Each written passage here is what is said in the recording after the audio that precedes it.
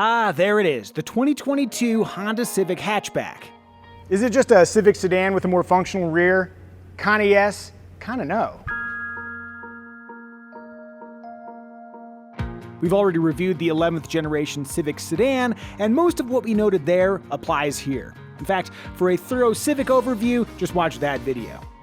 But I will mention that the Civic Hatch has the same clean, usable cabin, standard 7 and optional 9-inch infotainment displays, and that charming honeycomb trim that we like in the sedan.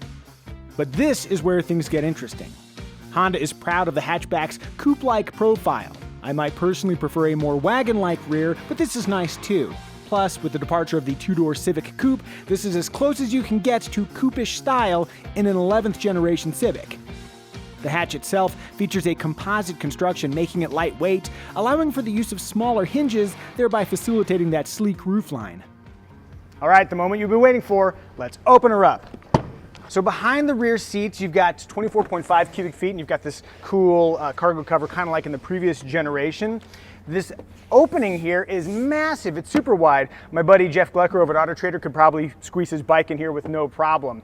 If you flip the seats down, there's more space, but I don't know the number, but I do know that those 60-40 split seats do come standard. An entire Glucker in the back of a Civic? Well, now that's something to see. It's actually a lot of room.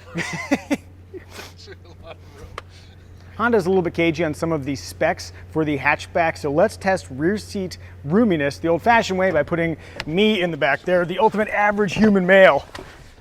Let's see, what do we got here? Decent knee space, good head clearance, and before you ask, let's all say it together, Micah is 5'10", and sometimes speaks about himself in the third person.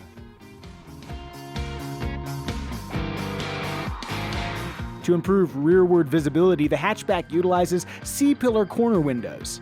Especially with the blind spot monitoring system found on the EXL and Sport Touring trims, lane changes should be drama-free.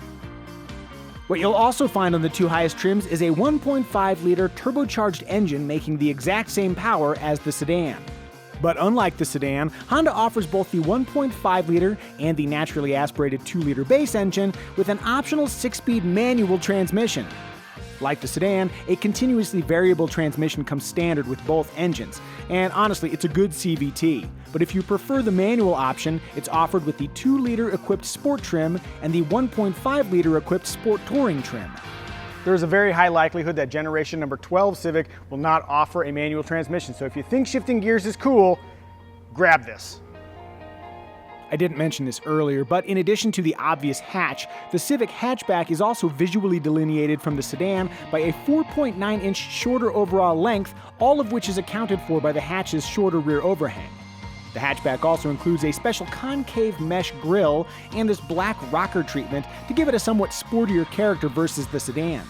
At the moment, I don't have fuel economy and pricing figures to share with you, but I can confirm that the 11th generation Civic is a comfortable, thoughtfully engineered car in sedan form. Add to that the enhanced functionality and slightly flashier styling of the Civic Hatchback, and you've got an intriguing package, which you will be able to buy at some point later in 2021.